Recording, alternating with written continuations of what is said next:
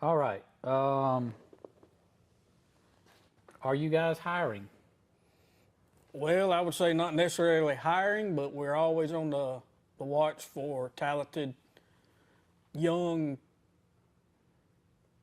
what do you would say, Quality, motivated, motivated, quality, self-starters. yeah. Somebody that wants to join a team and grow with us and share the enthusiasm and, the awesomeness that we have. It's a small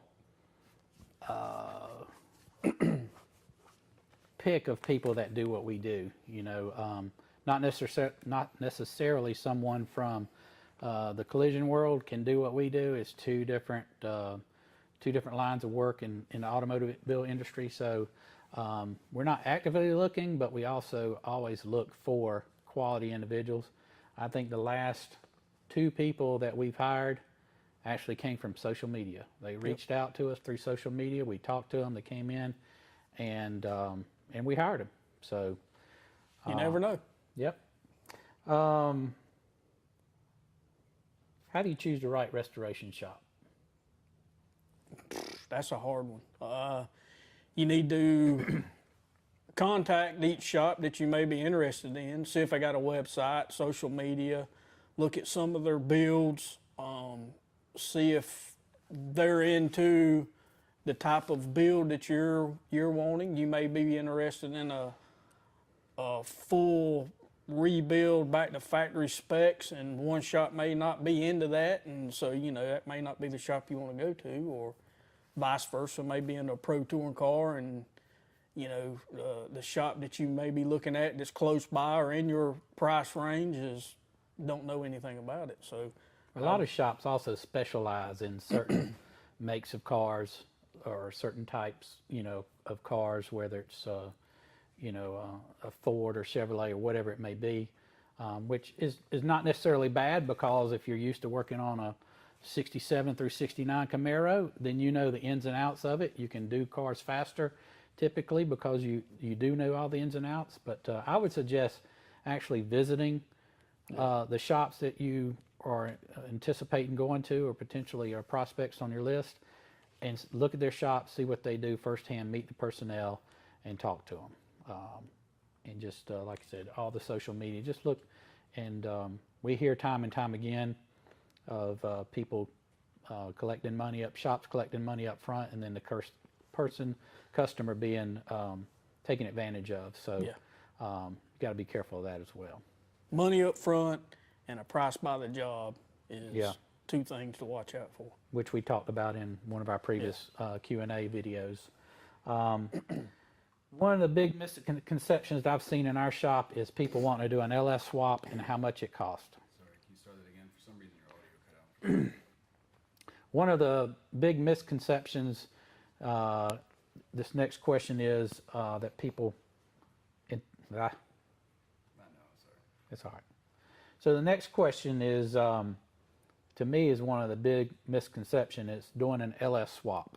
A lot of people think you buy the motor, transmission, computer, that's all you got to do an LS swap, but it's a lot more involved with that. Professor T here can give you more details on all the other parts that you got to buy, the labor it takes, and so forth. You're looking at about a week's worth of labor to do one. Like he said, everybody thinks you buy a wiring harness. Oh, it's turnkey. It's pedal. If it's a drive-by-wire wiring harness, the engine, transmission. You still got a custom drive shaft. You have to fuel pump or fuel system. Radiator. Yeah, a lot of times you should change the radiator. If you don't, you can get by with it. It's always best to do that. Modifying your exhaust to hook up to whatever type of headers you're going to run. Transmission lines.